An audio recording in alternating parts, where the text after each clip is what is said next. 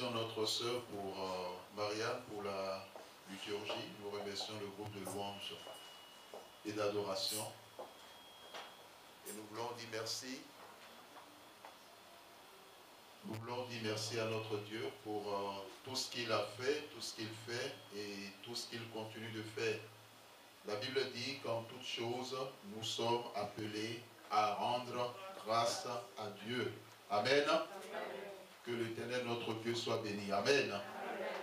Nous continuons l'étude du thème du livre que nous avons écrit, Comment être délivré des sorciers. Comment être délivré des sorciers. Nous avons le dernier dimanche du mois dernier, nous avons souligné certaines armes que les ténèbres utilisent pour nuire aux enfants de Dieu. Nous avons parlé de la persécution, nous avons parlé des richesses, nous avons parlé de l'ivraie ou du levain lorsque les gens sont endormis. Nous avons parlé de l'orgueil de l'être humain. Nous avons parlé de l'âme qu'est le bail de location.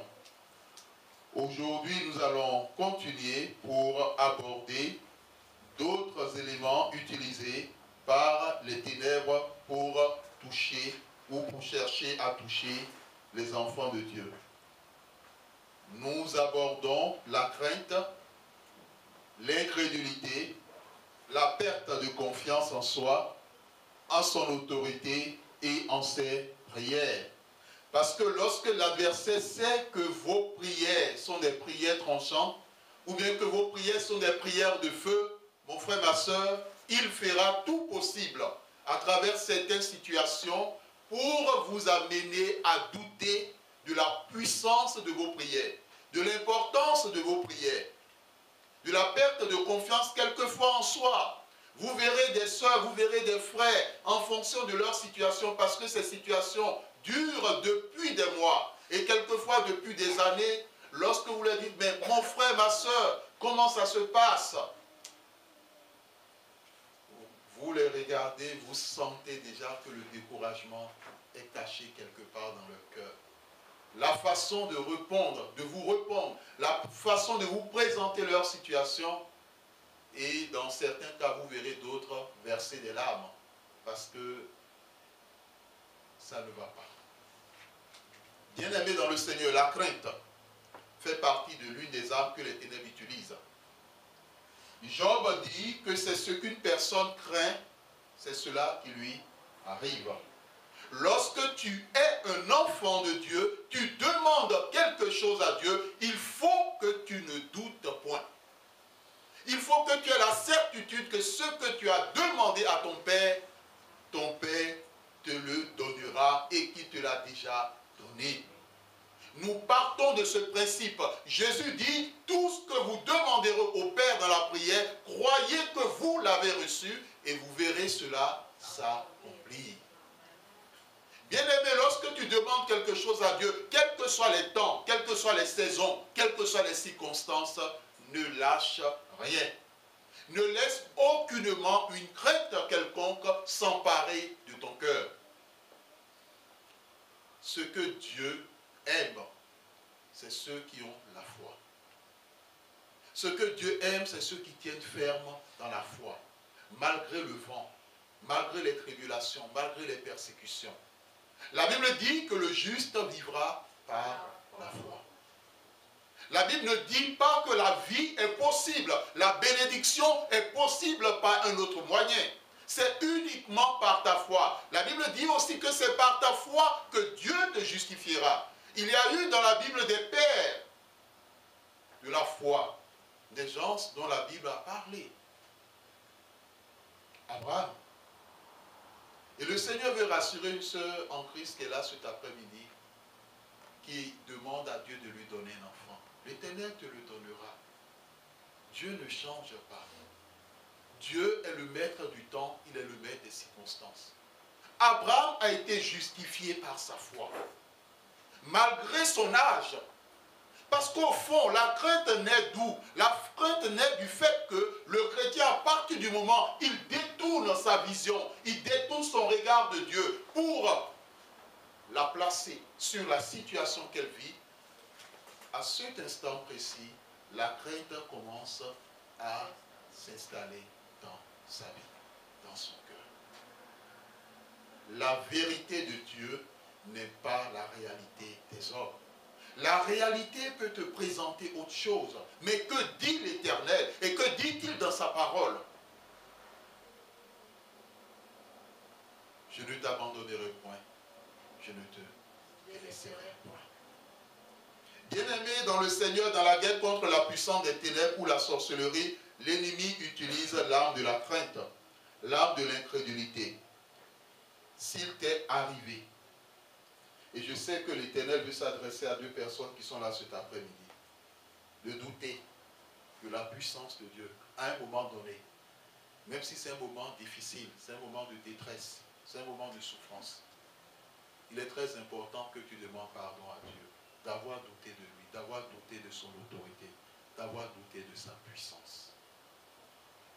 Parce que le doute ou l'incrédulité sont des obstacles à l'accomplissement. Et Jacques nous l'a rappelé. Lorsque nous demandons, nous ne devons pas douter.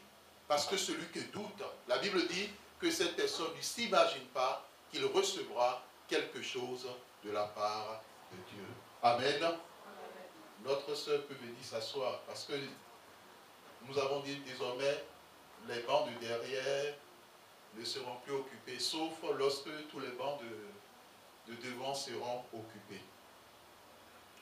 Bien-aimé, quand tu doutes, tu ne recevras rien de la part de Dieu. Alors pose-toi la question, qu'as-tu demandé à Dieu? Malgré le temps qui est passé, est-ce qu'à un moment donné, le doute a saisi ton cœur?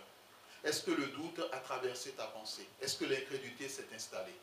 Si c'est le cas, demande pardon à Dieu et demande-lui qu'il te vienne en aide. La Bible nous donne l'exemple de Pierre lorsque Jésus marchait sur les eaux. Beaucoup de chrétiens sont semblables à Pierre. Alléluia! Oh, Jésus est vivant. On entend des discours, on entend des propos, on entend, ça se lance, ça se dit, ah mon frère, vraiment, Dieu a fait de grandes choses. Et le jour où l'intéressé passe par un moment difficile, c'est comme si ce discours disparaissait. C'est comme si la personne a oublié les bienfaits ou la puissance de Dieu. Dans un combat spirituel, la stratégie de l'ennemi est la même quand il a affaire à un enfant de Dieu.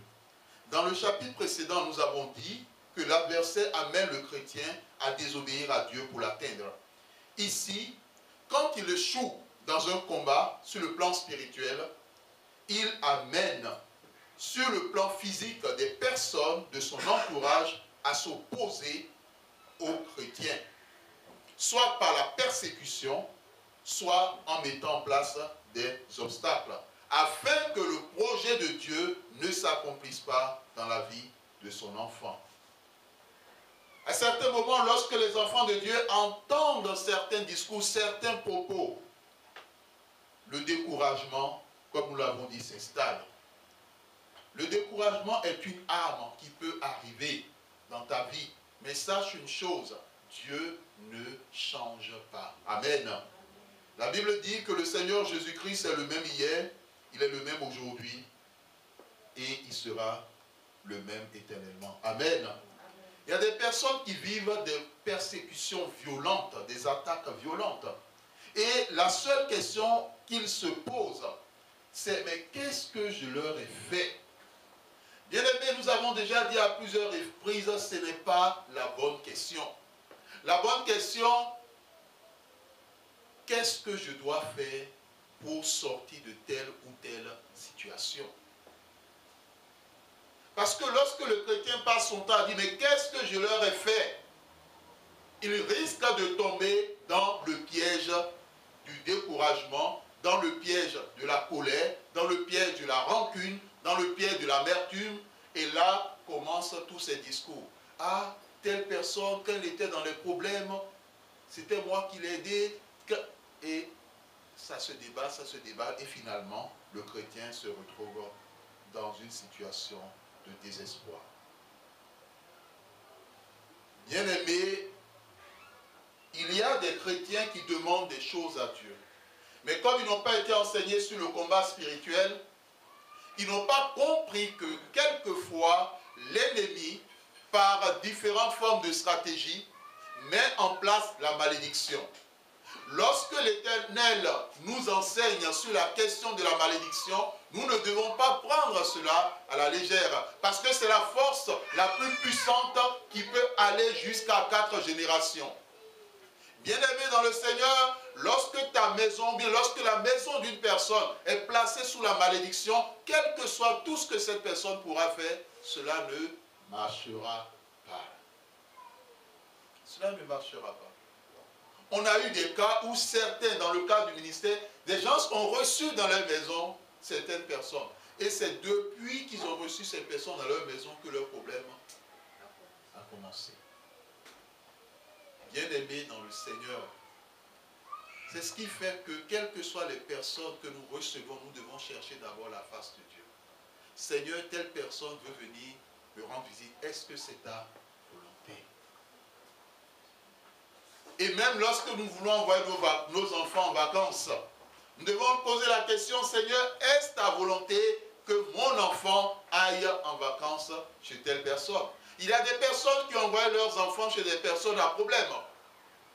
Et comme c'est des gens qui jalousaient ces enfants de Dieu, ils en ont profité pour charger spirituellement leurs enfants. Il existe ce que nous appelons, en dehors des malédictions, des portes d'entrée. Quand une maison est sous malédiction, bien quand un chrétien est placé sous la malédiction, tout ce qu'il fait ne marche pas. Il peut prier du 1er janvier au 31 décembre, ça ne donnera rien. Est-ce qu'il t'est déjà arrivé une fois de te rendre compte que malgré toutes les prières que tu fais, tu ne vois rien se passer? Alors pose-toi la question, il y a une malédiction qui travaille quelque part. La Bible nous donne l'exemple de Josué avec Akan. Dans Josué chapitre 7, la Bible nous dit que lorsque l'interdit est entré dans le camp, la malédiction s'est libérée sur le peuple de Dieu. Le peuple de Dieu est allé en guerre contre la ville d'Aï, mais le peuple d'Israël a échoué, malgré le fait que Dieu avait donné la promesse de la victoire à son peuple. Et la Bible dit qu'il y a eu des morts. Je le dis et je le dirai, Dieu ne parle jamais en vain. S'il permet qu'aujourd'hui, en ce lieu, tu entends ces paroles, il a un message à t'adresser. Il a une parole à te communiquer.